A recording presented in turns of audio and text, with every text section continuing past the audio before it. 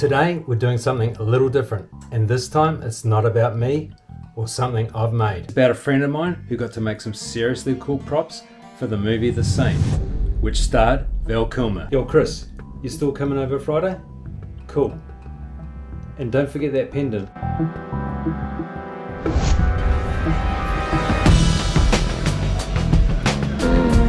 He's the same build as the description the Russians gave us, but he doesn't sound like an Aussie.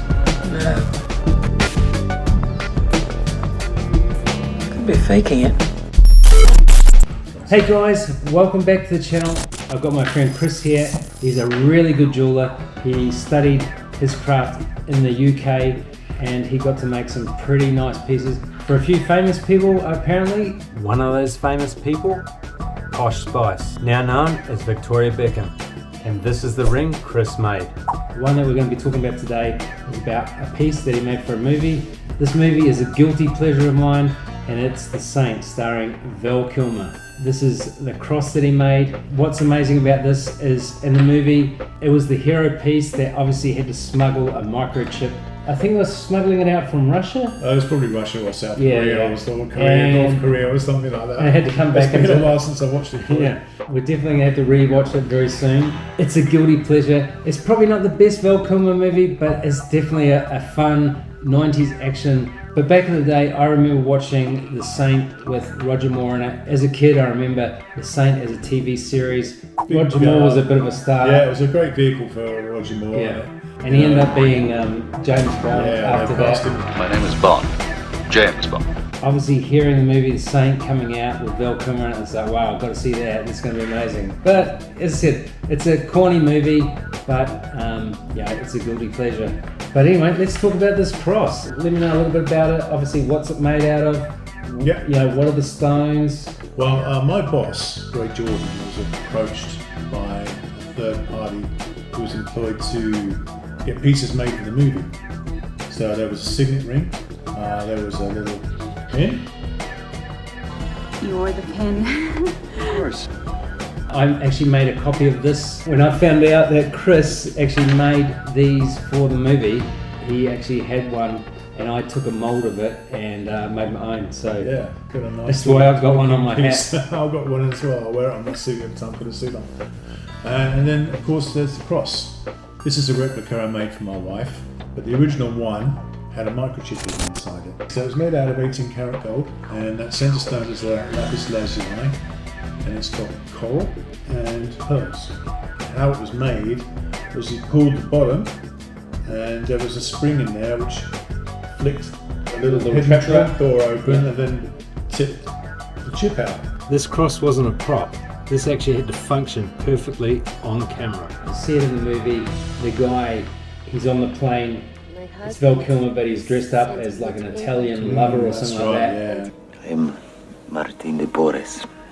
I'm from Spain, but I'm named for a Peruvian saint who could cure the sick or the injured by the laying of hands. And you see him and he's swinging the pendant, and this also, that scene actually features in the trailer. I watched the trailer last night again, and I noticed there's two shots of the cross. Whoa, whoa. Here I come. Oh, here I come. There it is again. And one shot of the pin right at the end. This is what I originally got given to me, and that was the original sketch. So I had to figure out how to do it. So they didn't actually know how it was going to work. No. You had to figure all that out yourself. Yeah, someone's drawn that. I don't think I drew that. It's like a little trap door thingy on there which opens up, and that's what they wanted. Did they have a budget? Were they tight asses, or did they have heaps of money? My boss let me take as long as I wanted to do it, and there was no time limit whatsoever.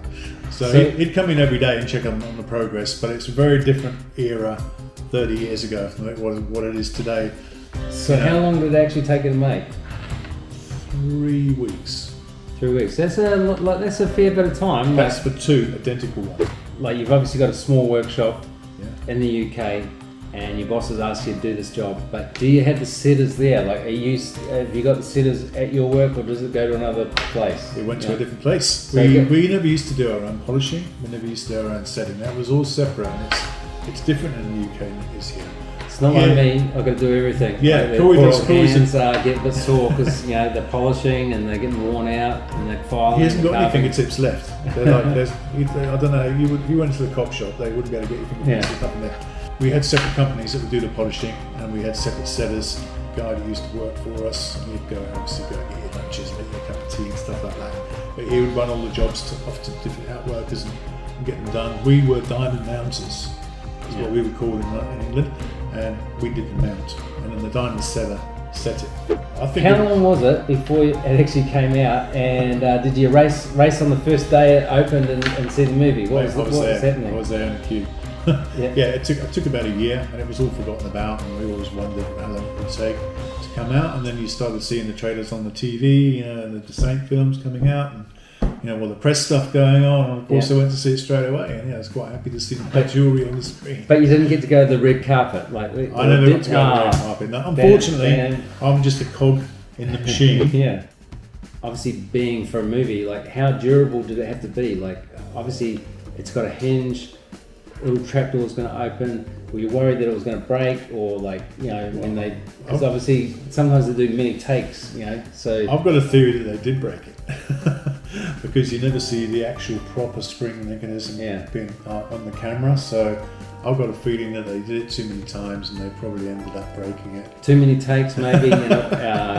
Broke. No one ever admitted to it. Yeah. But I've got a theory that they did that and they probably broke it. But sometimes it's down to editing. You need to chop things out. It might not have. Like you could imagine, it could look a little bit clumsy. Maybe trying to, the guy fiddling around and getting it out. Where it was probably just easier. They probably just didn't even have it in there, and they just made it look like something popped out. It's so. I've always wondered who ended up with the two. I mean, maybe the producer's wife, maybe the director's wife, maybe Val Kilmer's girlfriend ended up with one. But there's two pretty nice copies of that. Because that's also interesting as well, because movie props, they end up on prop stores and they'll be sold.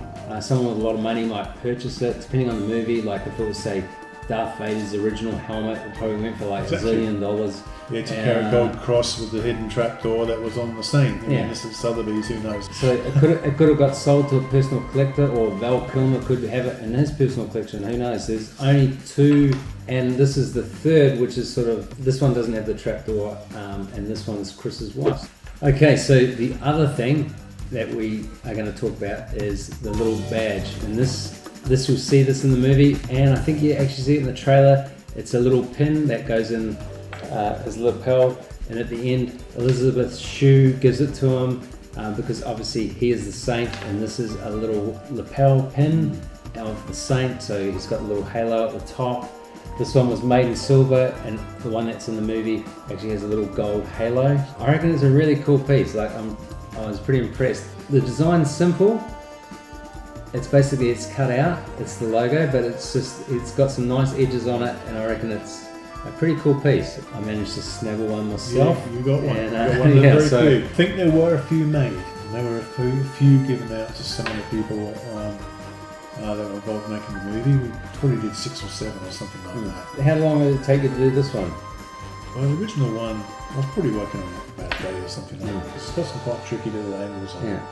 But we did end up making a few of them. I've got to ask you, a favourite Val Kilmer movie. What is it? Probably Top Gun. I feel the need for speed. Ow! Top Gun? Yeah, he wasn't bad as Batman. It's the car, right? Chicks love the car. You like him as Iceman, he was pretty cool in that. I've got a few. Pretty good in Willow. Top Secret was a real fun one. Heat was a good one. Oh, Heat. Heat's an awesome movie. Yeah. So as I said, there's too many favourites, so hard to pick one. But he was definitely a really good actor, and so it made us think about this, didn't it? When he passed away, it was like, we should probably talk about the Saint, Okay, so now I've got to ask. Obviously, back in the UK, you're hand making everything from scratch. Yeah. Now you're living in Australia, and I hear you sit at a computer all day making joy on a computer. What is the deal there? Well, I wanted to learn a new technology. It's a good way of future-proofing your career, right? Learning a new skill. So I took it upon myself to learn CAD, computer-aided design, and now it's taken over and I do it full time. So, but what I do, I use skills that I learned at the bench and I translate that into the computer. But even though it's digital, it still feels like I'm making the piece by hand because I'm crafting it in the computer, sort of thing. You know? I know how it's made. I know what to do. So I don't know if you follow my channel or this is the first time you're actually watching something from my channel. I'm more of a wax carver, so I'm doing things by hand, and I usually stay away from the computers unless I'm having to edit videos like this. These days it's really hard to find people that can make stuff by hand because basically computers are taking over everything. We will take over the world. Don't forget, subscribe to the channel, give me heaps of likes, obviously, I need those, and you might want to check this video out right here, just up there.